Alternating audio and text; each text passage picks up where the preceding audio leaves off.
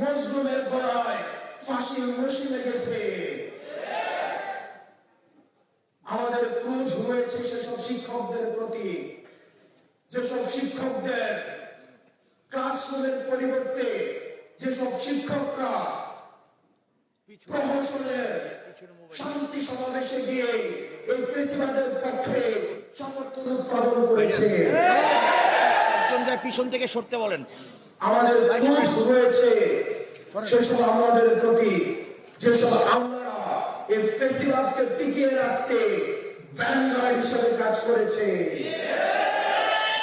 আমাদের ক্রোধ হয়েছে সেসব ব্যবসায়ীদের প্রতি, যেসব ব্যবসায়ীরা 27 July mother of terror Sheikh হাসিনার কাছে গিয়ে উন্নয়নের বায়াত নিয়ে এসেছে। আমাদের ক্রোধ হয়েছে সেসব পুলিশের প্রতি, যেসব পুলিশ জনগণের টাকায় ফেসিবাদকে দুমড়ে মুচড়ে দেওয়ার জন্য যে অস্ত্র কেনা হয়েছে, সেই অস্ত্র ত্যাগ করা হয়েছে নিরস্ত্র জনগণের প্রতি। প্রিয় সহযোদ্ধা, আমাদের দায়বদ্ধতা রয়েছে, আমাদের দায়বদ্ধতা রয়েছে সেসব মায়েদের প্রতি যারা সন্তান হারা হয়েছে। আমাদের দায়বদ্ধতা রয়েছে সেই সন্তানদের প্রতি যারা এতিম হয়েছে। আমাদের দায়বদ্ধতা রয়েছে সেসব বিধবাদের প্রতি যাদের মেয়েদের রক্ত শুকিয়ে যাওয়ার পূর্বে তাদের স্বামী রাস্তার মধ্যে রক্ত দিতে হয়েছে। আমাদের 16 বছরের আঘাত এই টকশোজীবী কিছু বুদ্ধিজীবী যারা ভারত থেকে যাদেরকে ফাইন্যান্স করা হয় তাদের কথা শুনে আমাদেরকে ভুলে গেলে চলবে না। আমাদের এই আওয়ামী জাহিলিয়াতের অত্যাচার এবং নিপীড়ন আমাদের বারবার মনে করতে হবে, আপনাদেরকে মাথায় রাখতে হবে। আমাদেরকে আমাদের দুই ধরনের হয়, ফরওয়ার্ড মুভিং এবং ব্যাকওয়ার্ড মুভিং।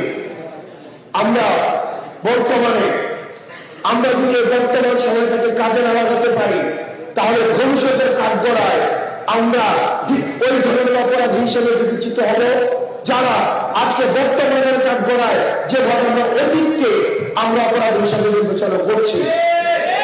সেজন্য আপনারা যারা তরুণ প্রজন্ম রয়েছেন, আপনার এবং আমার দায়বদ্ধতা অনেক বেশি।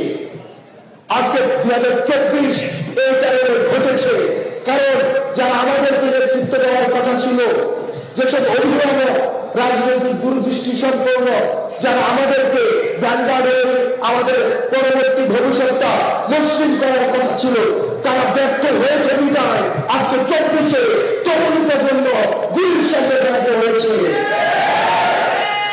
সুতরাং পরবর্তী বাংলাদেশ বিনির্মাণের ক্ষেত্রে আমাদের তরুণ প্রজন্মকে এগিয়ে আসতে হবে। আমাদের যারা আমাদের অভিভাবক রয়েছে, যারা অভিজ্ঞতা সম্পন্ন আমাদের পূর্ব প্রজন্ম রয়েছে, তাদের থেকে আমরা অভিজ্ঞতা নেব। তাদের অভিজ্ঞতা এবং এই তরুণ প্রজন্মের সাহস, এই দুইটার সংমিশ্রণে আমাদের পরবর্তী বাংলাদেশ বিনির্মিত হবে। কোন শক্তি যদি রাষ্ট্রীয় কাঠামোর মধ্য দিয়ে মনে করে থাকে এই তরুণ প্রজন্মকে মাইনাস করে দিয়ে পরবর্তী বাংলাদেশ বিনির্মাণ করবে, ক্ষমতার লোভে অন্ধ হয়ে দিয়ে তারা যদি মনে করে থাকে এই তরুণ প্রজন্মকে তারা মাইনাস করে দিয়ে নিজেরাই সংসদের দিকে যাত্রা করবে, তাহলে তারা সেটা ভুল ভাবছে। প্রিয় সহযোদ্ধা, আপনাদেরকে মনে করতে হবে আমাদের এই সংগ্রামটা যত না বেশি আমাদের দলীয়, তার চেয়ে বেশি আমরা একটা জেনারেশন কনফ্লিক্টের মধ্যে রয়েছি। আমাদের ছাত্রদল, ছাত্র শিবির, আমাদের অধিকার পরিষদ, বাংলাদেশ বৈষম্য বিরোধী ছাত্র আন্দোলন, আমাদের বাংলাদেশ বৈষম্য বিরোধী ছাত্র আন্দোলন এটি কোন ক্রিয়াশীল ছাত্র সংগঠন না, বরং আমাদের ফেসিবাদ বিরোধী আমাদের যে শক্তিগুলো ছিল এই শক্তিগুলোকে একত্রীকরণের ক্ষেত্রে এবং জাতীয় ঐক্যের প্রতীক হিসাবে বৈষম্য বিরোধী ছাত্র আন্দোলন এখনো পর্যন্ত মাঠে রয়েছে। আমাদের যে ছাত্র সংগঠনগুলো রয়েছে ফেসিবাদ বিরোধী, তাদের প্রতি আহ্বান থাকবে, আপনাদেরকে বুঝতে হবে এটি কোনো তথাকথিত কনভেনশনাল কোনো রাজনৈতিক ধারাবাহিকতা এখন আমরা নেই। আমরা একটি জেনারেশন কনফ্লিক্টের মধ্যে রয়েছি। প্রতিনিয়ত আপনাকে নিয়ন্ত্রণ করতে, আপনার মগজের দখল নিতে, আপনার মেরুদণ্ডকে দাসত্বের আওতায়ভুক্ত করতে আমাদের পূর্ববর্তী প্রজন্ম সতর্ক দৃষ্টিতে রয়েছে। কারণ তারা এই তরুণ প্রজন্মের প্রশ্নকে ভয় পায়, তারা এই তরুণ প্রজন্মের এই আগ্রাসী মনোভাবকে ভয় পায়।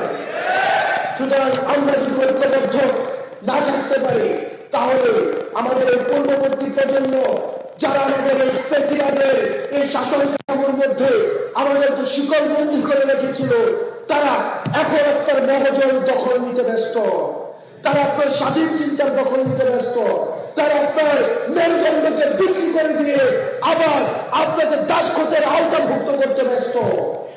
সুতরাং আপনাকে স্বনির্ভর হতে হবে, আপনার চিন্তার জায়গায় স্বনির্ভর হতে হবে, আপনার পরিস্থিতির জায়গায় স্বনির্ভর হতে হবে। প্রিয় সহযোদ্ধ, আমাদের 24 পরবর্তী বাংলাদেশ গঠন করার জন্য আমরা তরুণ প্রজন্ম ঐক্যবদ্ধ হিসাবে এবং পূর্ববর্তী প্রজন্মের অভিজ্ঞতা নিয়ে আমরা সামনে এগিয়ে যাব। আপনাদের সাথে আবার দেখা হবে। আমাদের লড়াইয়ে কখনোই আপোষ হবে না, শুধুমাত্র সংগ্রাম, মাতৃভূমি অথবা মৃত্যু। আসসালামু আলাইকুম।